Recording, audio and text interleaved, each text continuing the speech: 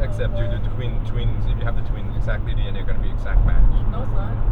It's slightly different, isn't it? No, it's same copy. DNA? Yeah. Oh. Isn't that bad though?